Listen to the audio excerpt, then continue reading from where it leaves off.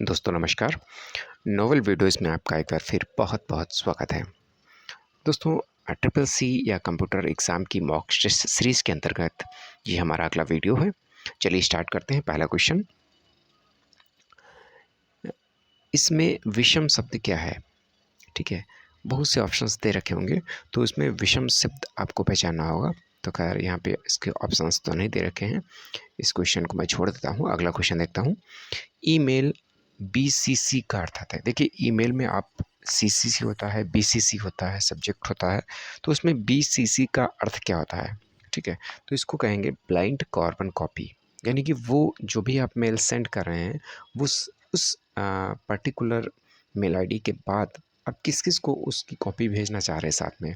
ठीक है, तो वहाँ पर उसके एड्रेस को यहाँ पर आप ईमेल आईडी को टाइप कर सकते हैं बीसीसी में, यानी एक ब्लाइंडेड कार्बन कॉपी कहलाता है। ठीक है, अगला क्वेश्चन है, ईमेल के जन्मदाता किसे माना जाता है? जी हाँ, ईमेल के जो जन्मदाता हैं वो किसे माना जाता है? तो इसके ईमेल के जो जन्मदाता हैं रे टॉम लिंसन कहे जाते हैं। कौन कहा जाएगा?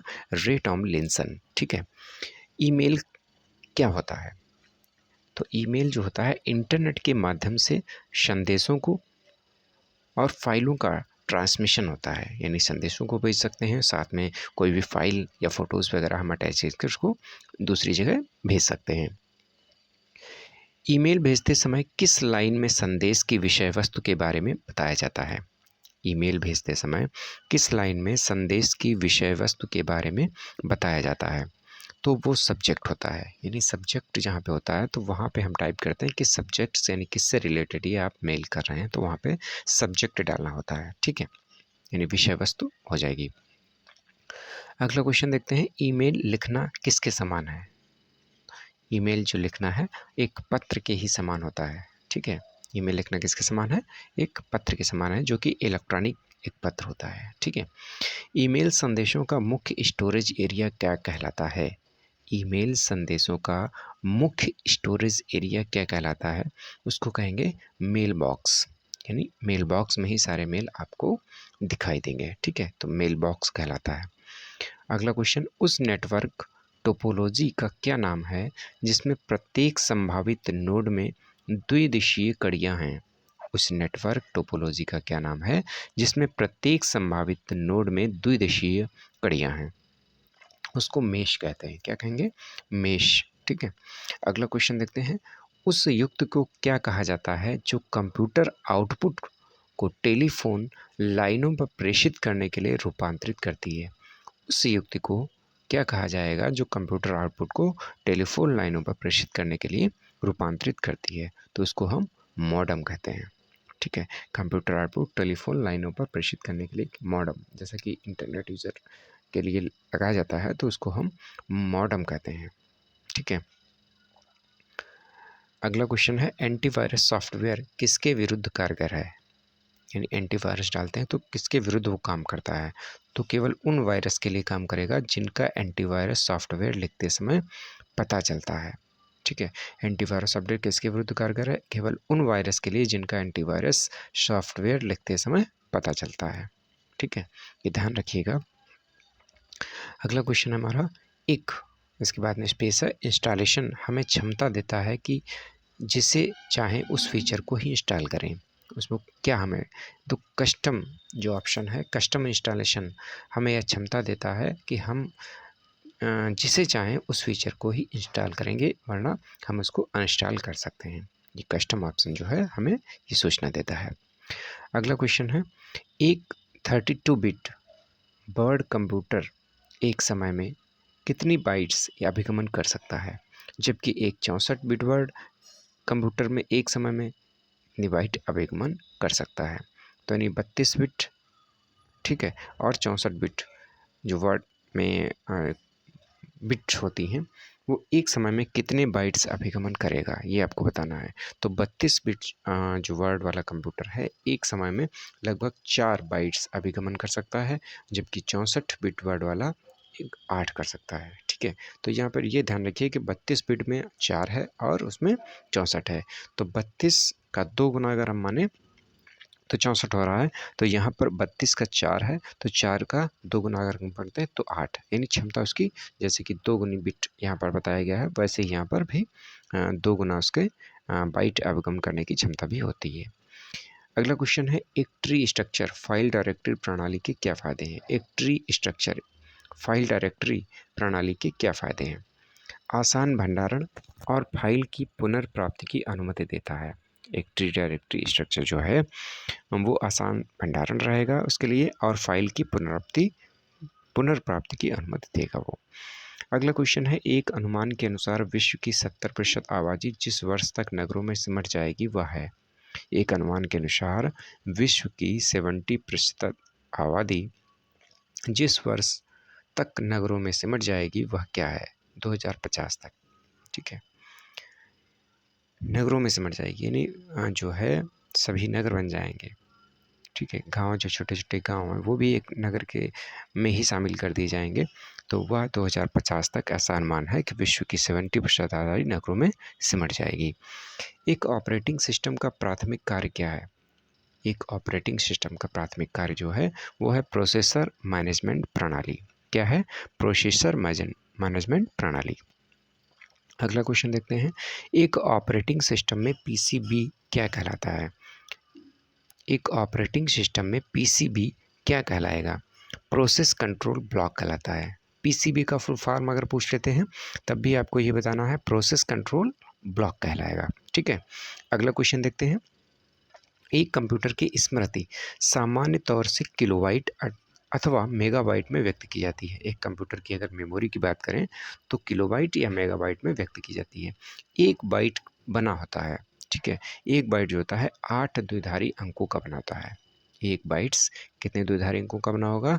8 द्विआधारी अंकों का बना होगा। ठीक है, अगला क्वेश्चन देखते हैं, एक कंप्यूटर को ऑन यानी ऑन चालू करने की प्रक्रिया क्या कहलाती है? वो बूटिंग कहलाता है। एक कंप्यूटर को अगर ऑन कर रहे हैं तो वो प्रक्रिया कंप्यूटर की भाषा में इसको हम बूटिंग कहते हैं। क्या कहेंगे? बूटिंग। अगला क्वेश्चन देखते हैं, एक कंप्यूटर को भाषा जो ओ तथा फर्स्ट यानी नंबर 1 संख्याओं की मदद से लिखा जाता है, 0 और 1 की मदद से लिखा जाता है, वह क्या कहलाता है? मशीन लेवल लैंग्वेज कहलाएगा। एक कंप्यूटर भाषा जो 0 और 1 संख्याओं की मदद से ही लिखा जाता है वह क्या कहलाएगा? मशीन लेवल लैंग्वेज कहलाएगा। ठीक है, चलिए अगला क्वेश्चन देखते हैं, एक किलोबाइट में कितने बाइट होते हैं ये आपको बताना है। तो एक किलोबाइट में 1024 बाइट्स होते हैं। ठीक है, ये आपको याद रखने पड़ेंगे। ठीक है, अगला क्वेश्चन देखते हैं, एक डेटाबेस प्रणाली के आर्किटेक्चर का एक्सटर्नल लेवल क्या है? तो एक डेटाबेस प्रणाली की आर्किटेक्चर का एक्सटर्नल लेवल जो है वो व्यू लेवल कहलाएगा। अगला क्वेश्चन देखते हैं, एक नाम या नंबर जो स्टोरेज स्थान की पहचान करने के लिए प्रयोग किया जाता है। एक नाम या नंबर जो स्टोरेज की स्थान की पहचान करने के लिए प्रयोग किया जाता है वो क्या कहलाएगा? एक एड्रेस कहलाता है। ठीक है, एक एड्रेस। जैसे कि आप कोई चीज़ सर्च करते हैं तो उसमें भी एक वेब एड्रेस आ जाता है कि ये साइट्स कहाँ पे खोली गई, किस जगह में खोली गई, तो उसका एरिया पूरा आपका जानकारी हो जाती है कि किस कहाँ पर ये पर्टिकुलर साइट्स खोली गई है। ठीक है, तो एक एड्रेस बार, हर किसी का एड्रेस बार होता है, एक एड्रेस जिससे पहचान की जा सकती है। एक लेवल कितने बिटों के बराबर होता है? एक लेवल कितने बिटों के बराबर होता है? एक निबल जो है वो 4 बिटों के बराबर होगा। ठीक है, अगला क्वेश्चन देखते हैं, एक बाइट से कितने विकल्प होते हैं? एक बाइट से 8 विकल्प होते हैं। ठीक है, अगला क्वेश्चन, एक बार में एक स्टेटमेंट को कन्वर्ट और एग्जीक्यूट करता है, एक बार में एक स्टेटमेंट को कन्वर्ट और एग्जीक्यूट करता है, इंटरप्रेटर कहलाता है।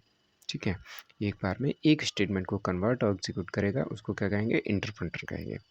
एक ब्राउज़र के मुख्य कार्य क्या है? एक ब्राउज़र क्या करता है? HTML को इंटरप्रेट करता है, HTML को इंटरप्रेट करेगा। ठीक है, ये ध्यान रखिएगा। अगला क्वेश्चन, एक लोकप्रिय विंडोइंग इन्वायरमेंट विंडोज़ 3 माइक्रोसॉफ्ट द्वारा निर्मित की गई। ठीक है, किसके द्वारा? कब निर्मित की गई? 2000 में निर्मित की गई। एक लोकप्रिय विंडोइंग इन्वायरमेंट विंडोज़ 3 जो है वो माइक्रोसॉफ्ट द्वारा तैयार की गई थी। वो कब तैयार की गई? वो सन 2000 में तैयार की गई। अगला क्वेश्चन देखते हैं, एक सिंगल क्लिक पर नित्य प्रयोग में आने वाली कमांड्स को दर्शाता है। एक सिंगल क्लिक पर डेली रूटीन में प्रयोग में आने वाली कमांड्स को दर्शाएगा। क्या दर्शाएगा? Quick access tool bar. Quick access tool bar दर्शाएगा कि एक सिंगल क्लिक पर डेली कमांड्स को दर्शाता है वो। ठीक है। अगला क्वेश्चन, एक स्वायत्त निजी कंप्यूटर जो आपकी गोद में रखने लायक छोटा सा होता है, क्या कहलाता है? नोटबुक कंप्यूटर कहलाता है। यानी बहुत छोटा सा एक स्वायत्त निजी कंप्यूटर जो होगा आपकी गोद में रखने लायक एक छोटा सा होता है, उसको क्या कहेंगे? उसको नोटबुक कंप्यूटर कहेंगे, ना कि लैपटॉप। ठीक है, नोटबुक लैपटॉप से भी छोटा होगा। एक से अधिक होम पेजों और इंटरनेट एड्रेसों को सपोर्ट करने की सेवा सर्वर की क्षमता क्या कहलाएगी? Multi hosting. एक से अधिक होम पेज और इंटरनेट जो एड्रेस होंगे उनको सपोर्ट करने की जो सर्वर सेवा है उसको क्या कहेंगे? मल्टी होस्टिंग कहलाता है। ठीक है। अगला क्वेश्चन, एक हार्डवेयर डिवाइस जो डाटा को अर्थपूर्ण इंफॉर्मेशन में परिवर्तित करती है। एक हार्डवेयर डिवाइस जो डाटा को अर्थपूर्ण इंफॉर्मेशन में परिवर्तित करता है, उसको क्या कहेंगे? उसको हम प्रोसेसर कहते हैं। ठीक है। एक हार्डवेयर डिवाइस जो डाटा को अर्थपूर्ण इंफॉर्मेशन में परिवर्तित करता है। ठीक है, यानी कि हमने जो कीबोर्ड से कमांड दे दिया तो उसको अर्थपूर्ण डाटा में परिवर्तित करने के लिए कौन काम करेगा? प्रोसेसर। ठीक है। एक ही समय पर दोनों दिशाओं में डाटा भेजने के लिए कौन सी डाटा संचार विधि प्रयुक्त की जाती है? अगला क्वेश्चन है, एक ही समय पर दोनों दिशाओं में डाटा भेजने के लिए कौन सी डाटा संचार विधि प्रयुक्त की जाती है? ये है फुल डुप्लेक्स। कौन सी विधि है? फुल डुप्लेक्स विधि जो है एक ही समय पर दोनों दिशाओं में डाटा भेजने के लिए प्रयुक्त की जाती है। अगला क्वेश्चन देखते हैं, एक्सपेंशन कार्ड किस में इंसर्ट किए जाते हैं? एक्सपेंशन कार्ड जो हैं वो किस में इंसर्ट किए जाते हैं? वो स्लॉट में किए जाते हैं। एक्सपेंशन कार्ड किस में इंसर्ट किए जाते हैं? इंसर्ट का मतलब डाले जाएंगे, उस स्लॉट में ही डाले जाते हैं। ठीक है। अगला क्वेश्चन, एक्सेल में किस विकल्प के प्रयोग से चार्ट बनाए जा सकते हैं? अगर एक्सेल हमने खोल रखा है उसमें चार्ट अगर हमें बनाना है तो किस विकल्प से हम चार्ट बना सकते हैं? तो चार्ट विज़ार्ड से हम उसमें चार्ट बना सकते हैं, ये ऑप्शन रहेगा। एक्सेल में एक्टिव सेल कंटेंट को कौन डिस्प्ले करता है? एक्सेल में एक्टिव सेल के कंटेंट को कौन डिस्प्ले करेगा? तो वो करेगा फार्मूला बार। ठीक है, जो एक्सेल जो लोग चला रहे हैं वो अच्छी तरह से जानते होंगे, और जो लोग नहीं एक्सेल वगैरह चलाना जानते हैं तो एक्सेल में जा कर के आप इन चीज़ों को नोट डाउन कर सकते हैं, देख सकते हैं, जिससे कि आपको आसान रहेगा याद करने में। ठीक है। एक्सेल में एक्टिव सेल कंटेंट को कौन डिस्प्ले करेगा? फार्मूला बार डिस्प्ले करेगा। एक्सेल में सेल की पहचान निम्न में से कौन करता है? एक्सेल में सेल की पहचान निम्न में से कौन करेगा? वो एड्रेस करेगा। ठीक है, सेल की पहचान कौन करेगा? एड्रेस करेगा। अगला क्वेश्चन देखते हैं, एक्सेसरीज जिस स्थान पर सिस्टम यूनिट से जुड़ते हैं उसे क्या कहते हैं? एक सीरीज जिस स्थान पर सिस्टम यूनिट से जुड़ते हैं उसे क्या कहते हैं? उसको कहते हैं पोर्ट। ठीक है, उसको क्या कहेंगे? पोर्ट। अगला क्वेश्चन, एनालिटिक इंजन का निर्माण किसने किया था? एनालिटिक इंजन का निर्माण किसने किया था? तो चार्ल्स बेबेज ने एनालिटिक इंजन का निर्माण किया था। ठीक है, और आज का हमारा लास्ट क्वेश्चन, एप्पल क्या है? एप्पल एक फल चौथी पीढ़ी का कंप्यूटर है। एप्पल क्या है? यहाँ पर गलत टाइप है, एक फल लिखा हुआ है, एप्पल लिखना चाहिए। तो एप्पल चौथी पीढ़ी का एक कंप्यूटर है, 4th जनरेशन का कंप्यूटर है। ठीक है, चलिए फिलहाल ये क्वेश्चन हम यहीं पे फाइंड आउट करते हैं। मिलते हैं अगले वीडियो के साथ, तब तक के लिए नमस्कार।